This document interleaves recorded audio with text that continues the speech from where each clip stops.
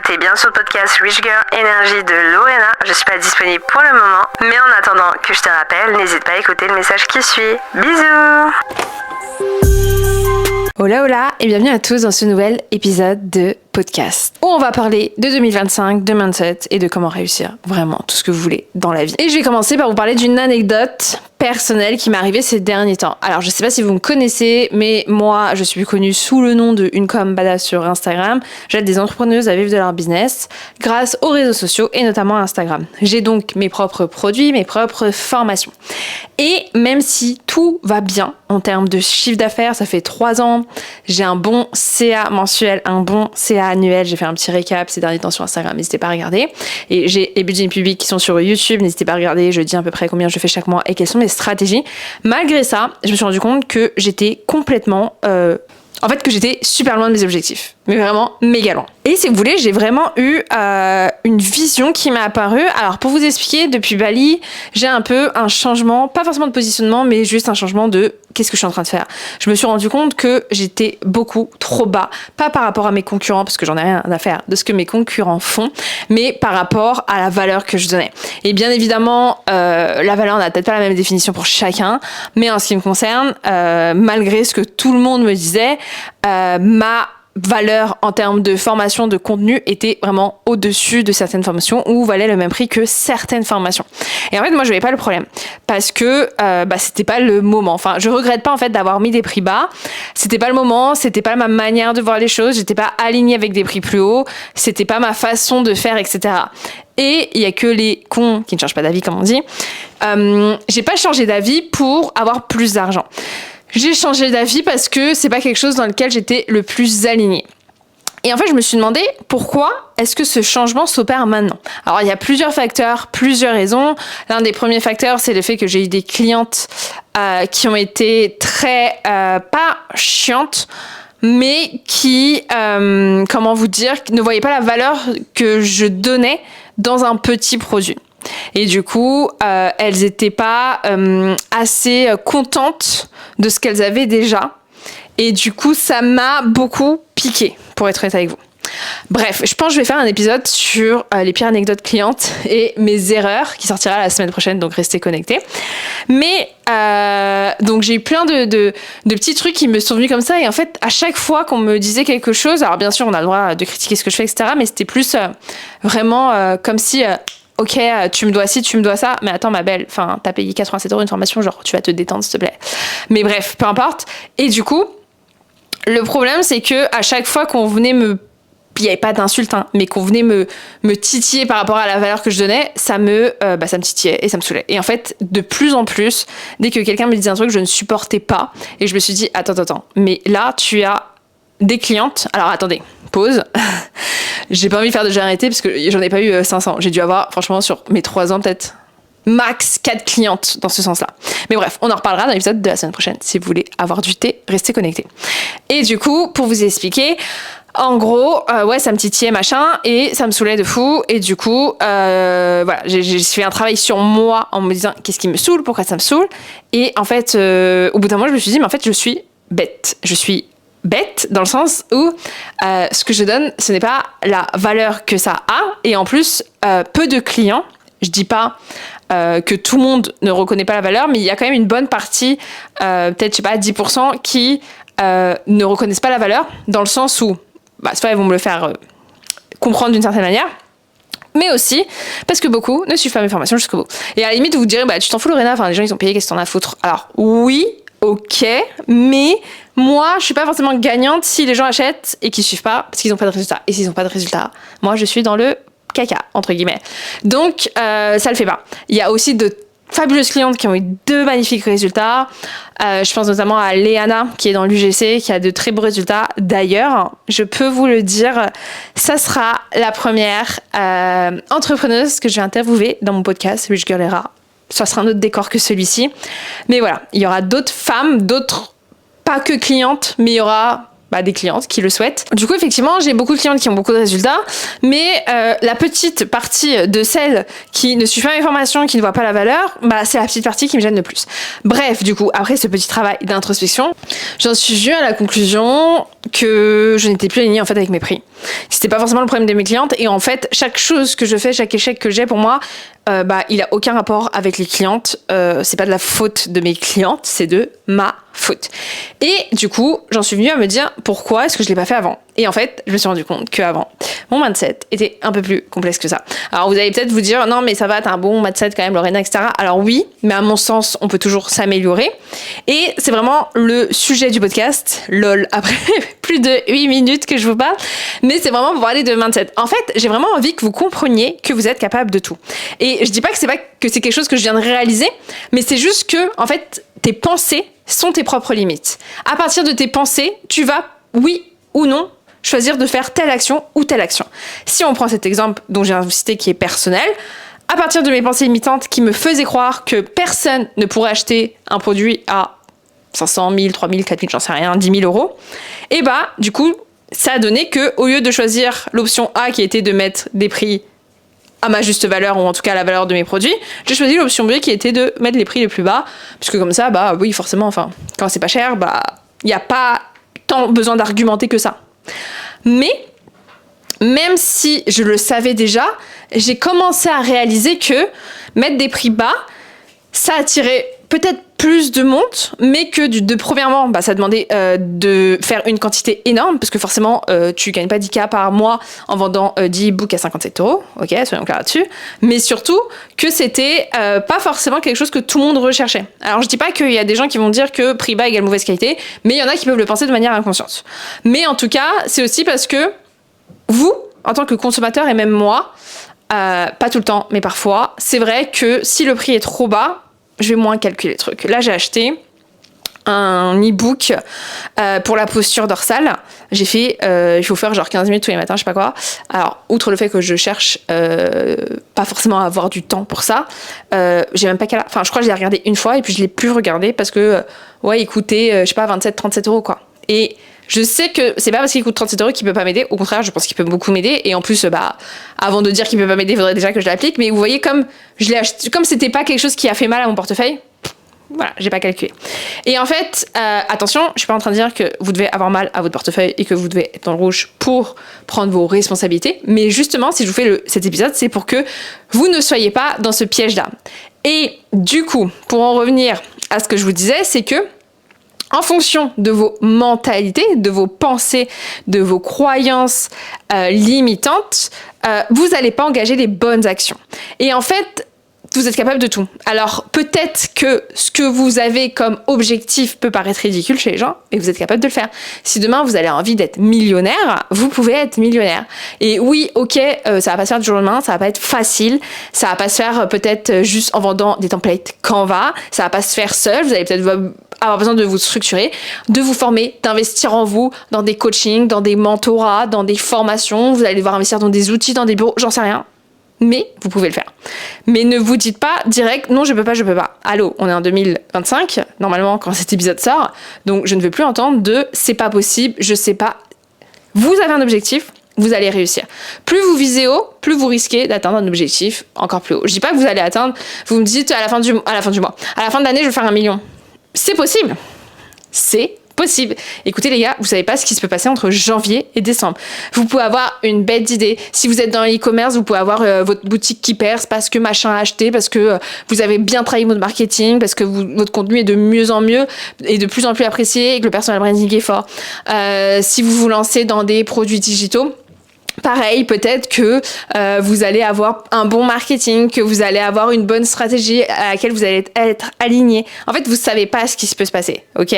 Donc, dites-vous que c'est possible. Après, que vous soyez dit que c'est possible, vous allez du coup toujours opter pour l'option qui vous rapproche un peu plus de vos rêves. Parce que si direct vous vous dites ouais c'est pas possible, 10K par mois ou je ne sais combien, du coup vous n'allez pas aller vers les actions qui sont nécessaires. Donc c'est vraiment important, je pense, de faire un reset de notre mindset.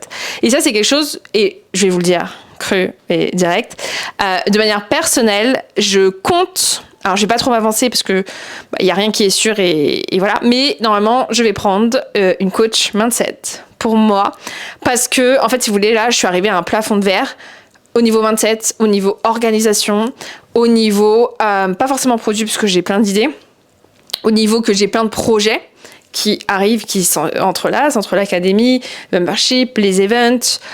J'ai aussi un projet d'e-commerce, on en reparlera soon. N'hésitez pas à suivre Rich Girl Era parce que ça va tout se passer là-dessus. Bref, j'ai plein de projets, donc en fait ma tête elle va exploser et je me rends compte que je peux pas, avec ce mindset-là, avoir tous ces projets-là. Et je peux pas, avoir une équipe avec ce mindset-là parce que j'en suis actuellement incapable, dans le sens où j'ai fait un épisode dessus. J'ai pas ce côté un peu, c'est pas que je suis pas autoritaire, mais c'est qu'en fait c'est soit je vais être too much autoritaire, ce qui peut être pas cool, soit je vais être too much friendly. Et en fait, du coup, je suis plutôt too much friendly que too much autoritaire. Et en fait, c'est pas, encore une fois, vous voyez, là, ce que je dis, c'est une pensée limitante, c'est-à-dire, je vois ça comme autoritaire ou friendly. Non, tu peux être à la fois sec et ferme et toujours bienveillante et amicale avec les gens avec qui tu travailles. Mais je n'ai pas les capacités actuelles pour le faire. Je n'ai pas le mindset pour le faire, de prendre ma place de leadership, de dire aux gens, écoutez, il me faut ce projet pour telle date, je l'ai pas. Donc là, pour le moment, je me fais aider par Cécile, que vous connaissez peut-être pour la partie e-commerce et Rich Girl Era, etc. Parce que j'avais vraiment besoin de mettre des limites avec certaines personnes sans que ça entache les liens affectueux ou d'amitié que j'ai pu avoir avec des prestataires. Mais j'en avais grandement besoin.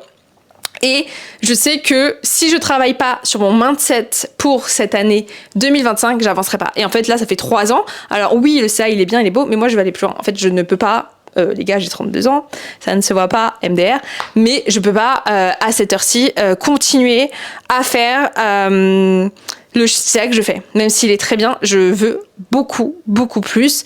Je veux du 50K cash net dans ma poche par mois, du 100K, voire 1 million par mois. Mais je sais que c'est par étapes et je sais que avant de mettre les actions, il faut que je travaille mon mindset. Parce que là, il y a plein de choses que je n'ose pas faire, que je ne peux pas faire, j'arrive pas à prendre ma place, je sais pas comment vous dire.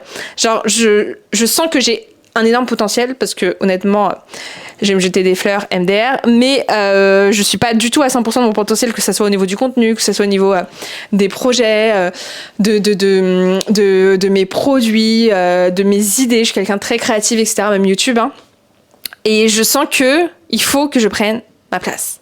Et ça passe par du mindset, par des pensées limitantes, par parler. Donc j'ai vraiment hâte, je vous tiendrai au courant, parce que je vais tourner de toute façon, alors là, à l'heure où vous regarderez, je sais pas, on sera quel jour, on sera peut-être mercredi, mais en tout cas, il faut sachez que je tourne cet épisode la veille de mon départ à Cancun, parce que du coup je vais prendre 15 jours là-bas, mais on va aussi bosser et je vous emmènerai là-bas dans le Budget Public de janvier. Si jamais vous me suivez sur YouTube, n'hésitez pas à regarder. Je vous emmène tous les mois avec moi dans les coulisses de mon business, sans fil, sans chichi, pas de ça avec moi, ok? Et du coup je vais vous raconter un peu les mentorats, les coachings que j'ai envie de prendre. Il y a aussi une autre personne, alors je citerai pas les noms pour le moment, cette fois-ci c'est plus un homme qui éventuellement pourrait m'aider, plus pas pour la partie mindset mais plus pour la partie orga. Et en fait si vous voulez, j'ai besoin vraiment de quelqu'un qui soit assez cash avec moi. Moi je suis plutôt une personne qui aime bien les gens cash. Et moi, je sais que pour moi, ce qui fonctionne, c'est quelqu'un qui me dise des choses crues. Alors, je dis pas qu'il faut m'insulter à 24 ans. Mais voilà, j'ai besoin qu'on me secoue, en fait. J'ai pas besoin je déteste qu'on me caresse dans le sens du poil, même si, ok, il y a peut-être des trucs qui sont bien, mais selon moi, personne n'est parfait. Il y a toujours des choses à améliorer. Et moi, j'apprends vraiment en me disant, ok, Lorena, là, tu vas dans la faillite. Je dis n'importe quoi. Là, tu vas dans un truc, ça va pas le faire. Et voilà, je me retrouve face à plusieurs choix en ce moment, entre l'académie, le membership. J'ai beaucoup de mal à savoir comment je vais opérer les deux. Enfin voilà, je suis un peu perdue. En vrai, c'est un peu ça peut-être le titre de l'épisode, j'en sais rien. Mais c'est compliqué. C'est compliqué. Je sais pas quoi faire. J'ai besoin d'avis extérieurs qui ne soient pas forcément dans mon truc et d'avis extérieurs qui ne soient pas liés à de l'émotionnel. J'ai demandé l'avis à des amis, business friends, etc. Je sais qu'elles sont honnêtes et qu'elles pensent ce qu'elles disent, mais je sais pas. Peut-être que je cherche une réponse au final que j'ai moi-même. Bon, peu importe. En vrai, je vous fais un peu de la psychanalyse. On s'en fout. Peut-être un peu trop, mais en tout cas voilà, pour vous dire tout ça par rapport au budget public de janvier. Et pour revenir à l'épisode du jour,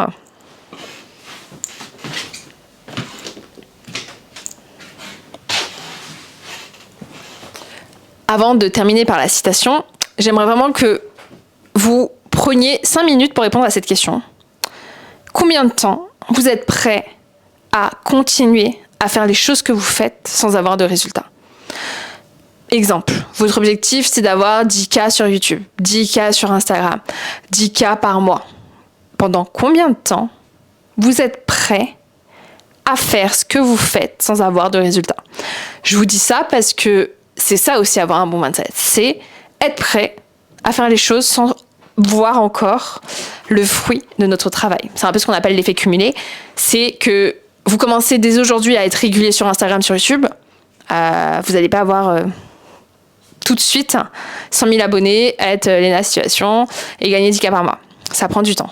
Donc honnêtement, mais soyez honnête avec vous, vous dites pas ouais c'est bon, je suis prêt à faire ça 5 ans. 5 ans c'est énorme, hein. Donc je décourage personne, mais 5 ans, c'est 5 ans, ok? Donc voilà, prenez l'âge que vous avez.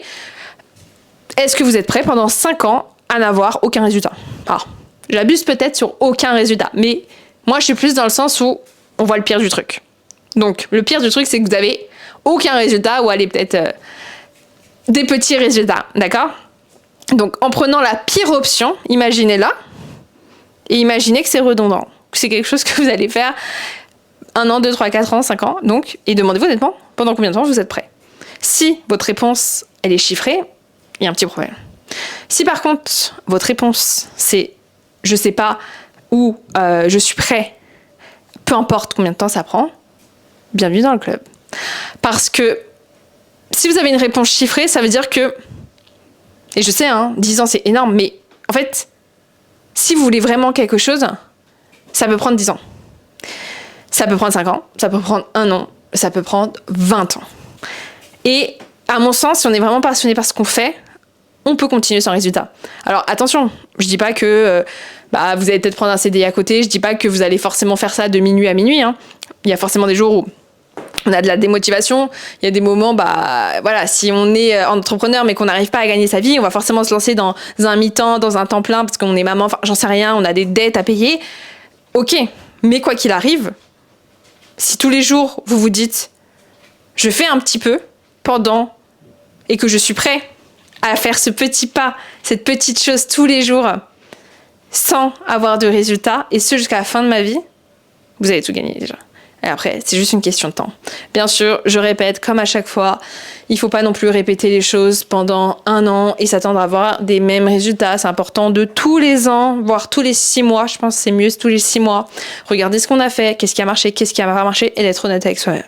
Il ne faut pas non plus rester dans un déni, rester dans un égocentrisme en se disant « moi je sais tout, moi j'ai pas besoin de ça ». En fait, il y a un épisode une vidéo YouTube de Leila Hormozi qui était très intéressante qui disait « tu n'es pas obligé d'être entrepreneur, mais tu as choisi de l'être. » Donc à partir du moment où tu as choisi d'être entrepreneur, tu as choisi d'avoir tout ce qui est à côté. L'entrepreneuriat, c'est être multicasquette au début, pas forcément avoir de retraite, c'est peut-être aussi avoir des revenus qui soient très irréguliers, travailler de chez soi, peut-être être très angoissé puisqu'on a la tête d'une entreprise, peut-être la tête d'employé.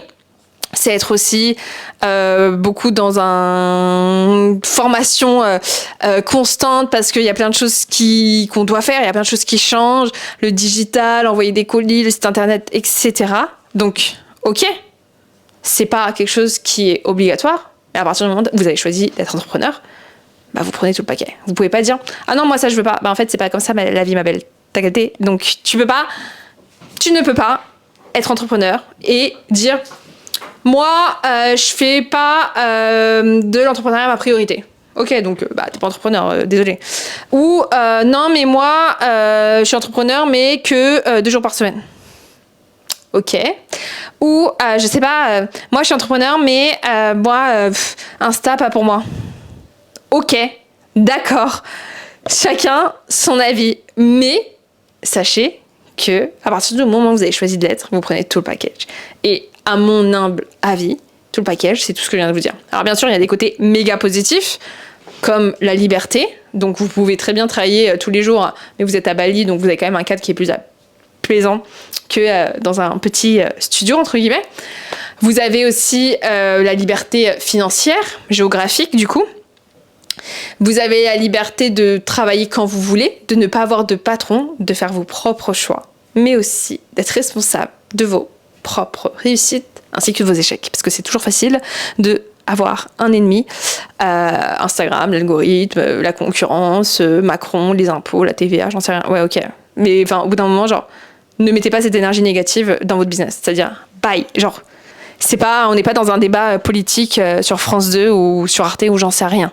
Là, on est entrepreneur, donc il y a des choses, soit on les accepte, soit on les accepte pas. On peut pas changer, enfin, à notre petite échelle, ou alors on fait de la politique dans ce sens-là, ou alors, j'en sais rien, on fait autre chose.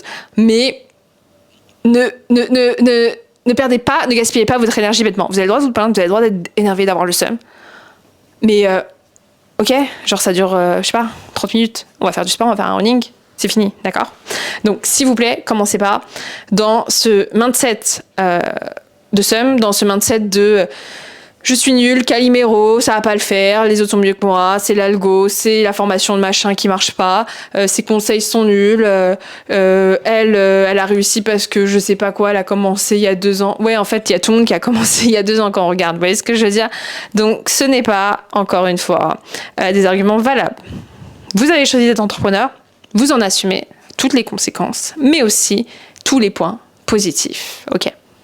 Du coup, je terminerai par une citation de Stanislas Jerzy-Lec qui dit « Dans une avalanche, aucun flocon ne se sent jamais responsable. » Voilà pour cet épisode. En tout cas, je vous remercie d'avoir écouté jusqu'au bout. Je vous invite à mettre 5 étoiles, ça m'aiderait beaucoup, beaucoup, beaucoup. Je vous dis à très vite et n'oubliez pas que la vie est belle. Bisous.